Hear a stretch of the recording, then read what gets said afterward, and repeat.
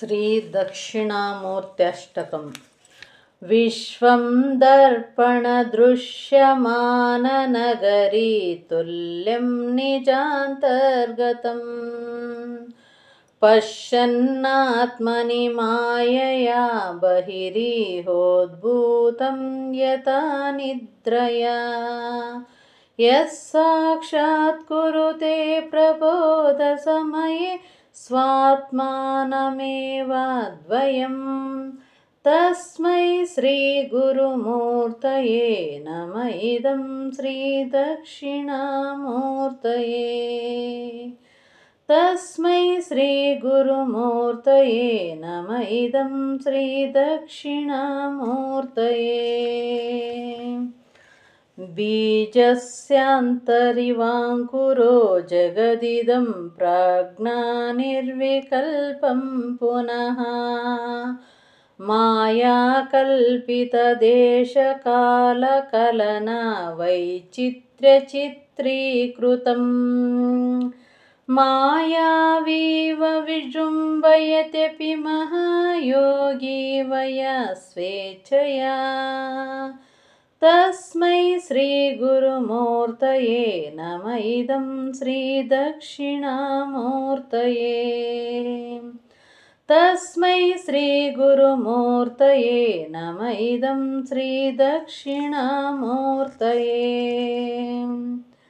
यस्यैव स्फुरणं सदात्मकमसत्कल्पार्थकं भासते साक्षात्तत्त्वमसीति वेदवचसा यो बोधयत्याश्रितान् यः साक्षात्करणाद् भवेन्न पुनरावृत्तिः भवाम्भोनिधौ तस्मै श्रीगुरुमूर्तये नम इदं श्रीदक्षिणामूर्तये। तस्मै श्रीगुरुमूर्तये नम इदं श्रीदक्षिणामूर्तये।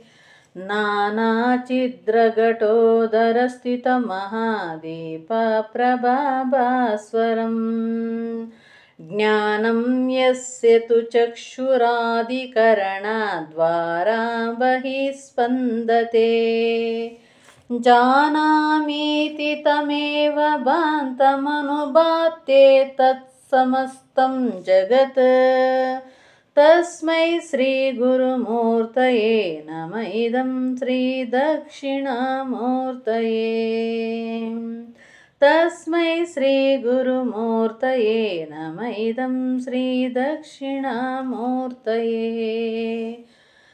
देहं प्राणमपीन्द्रियाण्यपि चलां बुद्धिं च शून्यं विदुः स्त्रीबालान्धजडोपमास्वहमिति भ्रान्तभृशं वादिनः मायाशक्तिविलासकल्पितमहाव्यामोहसंहारिणे तस्मै श्रीगुरुमूर्तये नम इदं श्रीदक्षिणामूर्तये। तस्मै श्रीगुरुमूर्तये नम इदं श्रीदक्षिणामूर्तये। राहुग्रस्तदिवाकरेन्दुसदृशो मायासमच्छादनात् सन्मात्रः करणोपसंहरणतो यो भूत्सुषुप्तः पुमान् प्राग्वास्पामिति प्रबोधसमये यः प्रत्यभिज्ञायते तस्मै श्रीगुरुमूर्तये नम इदं श्रीदक्षिणामूर्तये। तस्मै श्रीगुरुमूर्तये नम इदं श्रीदक्षिणामूर्तये। बाल्याद्विषपि जाग्रदादिषु तथा सर्वास्वस्थास्वपि व्याहृत्वा स्वनुवर्तमानमहमित्यन्तःस्फुरन्तं सदा स्वात्मानं प्रकटीकरोति भजतां यो मुद्रया भद्रया तस्मै श्रीगुरुमूर्तये नमः इदं श्रीदक्षिणामूर्तये तस्मै श्रीगुरुमूर्तये नमः इदं श्रीदक्षिणामूर्तये विश्वं पश्यति कार्यकारणतया स्वस्वामिसम्बन्धतः शिष्टाचार्यतया तथैव पितृपुत्राध्यात्मना वेदतः स्वप्ने जाग्रति वाय एष पुरुषो माया परिभ्रामितः तस्मै श्रीगुरुमूर्तये नमः इदं श्रीदक्षिणामूर्तये तस्मै श्रीगुरुमूर्तये नमः इदं श्रीदक्षिणामूर्तये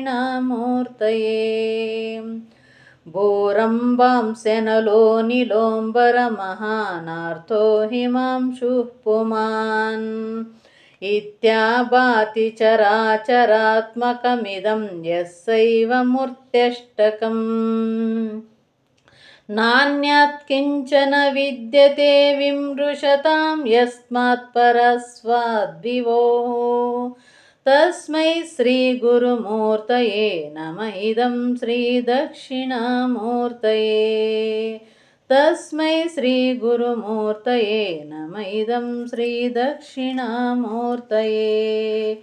सर्वात्मा त्वामिति स्फुटीकृतमिदं यस्मादमुष्मिन् स्तवे तेनास्य श्रवणात् तदत्तमननात् ध्यानाश्च सङ्कीर्तनात् सर्वात्मा त्वा महाविभूतिसहितं स्यादीश्वरत्वं स्वतः सिद्धे तत्पुरुनष्टदा परिणतं चैश्वर्यमव्याहतम् सिद्धे तत्पुनरष्टदा परिणतं चैश्वर्यमव्याहतम् इति ಶ್ರೀ ದಕ್ಷಿಣಾಮೂರ್ತಿ ಅಷ್ಟಕಂ ಸಂಪೂರ್ಣಂ.